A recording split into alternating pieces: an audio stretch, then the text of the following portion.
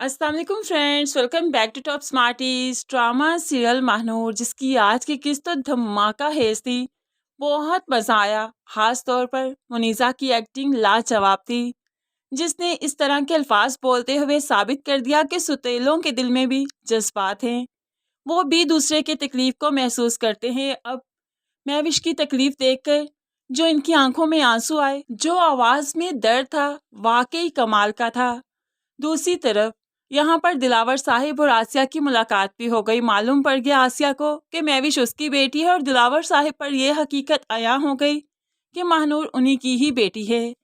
खैर, माजी को इतने अरसे के बाद अपनी आंखों के सामने देखना आसान नहीं था। दिलावर साहिब का बीपी शूट हुआ तो बेटा हॉस्पिटल ले गया। उसके बाद आसिया बेगम भी गश खाकर जो गिर गई तो महानूर उसी हॉस्पिटल में ले गई। अब ऐसे में महानूर और दानिश का आमना सामना होता है। दोनों एक दूसरे से कुछ नहीं पूछ पाए, कोई सवाल नहीं कर पाए, सिर्फ नजरें टकराई और आंखों से ही एक दूसरे को देखा और महानूर गुस्से से आगे चल दी, क्योंकि दानिश और महविश ने ही तो किडनैप किया था महानूर को। खैर, दानिश भी शर्मिंदगी के मारे महानूर से कुछ नहीं पूछ सका, जैन के बारे में भी नहीं। दूसरी तरफ जैन काफी देर साहिल समंदर पर रहने के बाद अब घर आना का सोचता है। काफी हिम्मत करके घर आया कि होप्सो सब उसकी बात को समझेंगे, उसकी मोहब्बत को समझेंगे, उसे माफ कर देंगे। लेकिन इतना आसान नहीं था सबके लिए, क्योंकि जितनी इंसल्ट हो चुकी है उसके बाद माफ करना बहुत मुश्किल है। घर आया सबसे पहले जो जफर से टकराव हुआ तो जफर ने तो पहले जोरदार थप्पड़ मुंह पर दे मारा और फिर चीखते हुए कहने लगा, क्या था ये सब कुछ? उस आवारा लड़की के लिए ये सब कुछ करने की क्या जरूरत थी? तुम जानते हो ना कितने दिन वो गायब रही, पता नहीं किसके साथ कहाँ रही, तुम्हें क्या मालूम?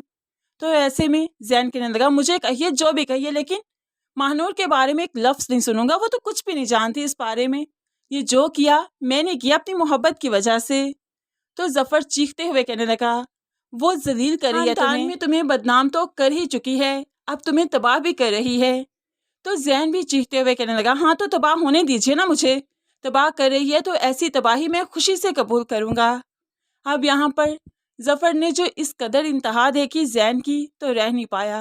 तुम्हें तबाह होना है ना, तो चलो हो जाओ तबाह, मैं करता हूँ तुम्हें तबाह।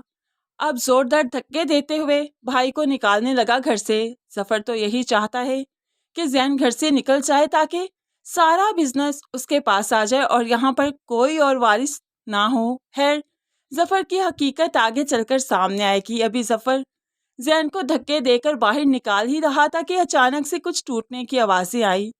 देखा तो सीढ़ियों पर से कोई कांच नीचे गिरा, जो कि दोनों भाई शॉक्ड रह गए। अलीज़े भी यहाँ पर खड़ी काफी शॉक्ड हुई कि ये क्या हुआ।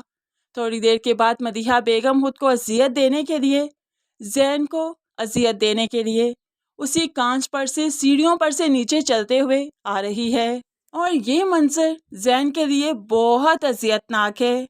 अब यहाँ पर हम कह सकते हैं कि ये मदीहा बेगम है, ना कि महविश, क्योंकि आप देख सकते हैं कि जैन और जफर जिन सीढ़ियों के पास खड़े होकर लड़ाई कर रहे थे, ये वही सीढ़ियाँ हैं जिन पर से कांच नीचे गिरा और जफर और जैन उन्हीं सीढ़ियों के पास हैरानगी से भाग रहे हैं और उन्हीं सीढ़ियों पर से ही कोई नीचे उतरता आ रहा है। तो हम कह सकते हैं कि ये मदीहा बेगम है, महविश नहीं है। महविश भी बहुत ही कोई इंतहाई कदम उठाएगी, जिसने अपनी मंगनी पर अपनी जान लेने की कोशिश की। कैसे मुमकिन है कि शादी का इतना बड़ा इवेंट सारी फैमिली के सामने उसकी बारात नहीं गई, उसका निकाह नहीं हुआ और वो ऐसे ही चुपचाप बैठ जाए? कोई हंगामा तो वो करने ही वाली है। लेकिन फ्रेंड्स, आपको क्या लगता है, ये मदीहा बेगम है या आपको लगता है ये महविश है? जरूर कमेंट्स में बताइएगा। वीडियोस के लिए चैनल को सब्सक्राइब करके साथ ही बेल नोटिफिकेशन जरूर प्रेस कर लीजिए ताकि आने वाली हर वीडियो बहुत आसानी से देख सकें। दुआ में याद रखिएगा, अपना बहुत सारा ख्याल रखिएगा। नई वीडियो तक के लिए अल्लाह हाफिज।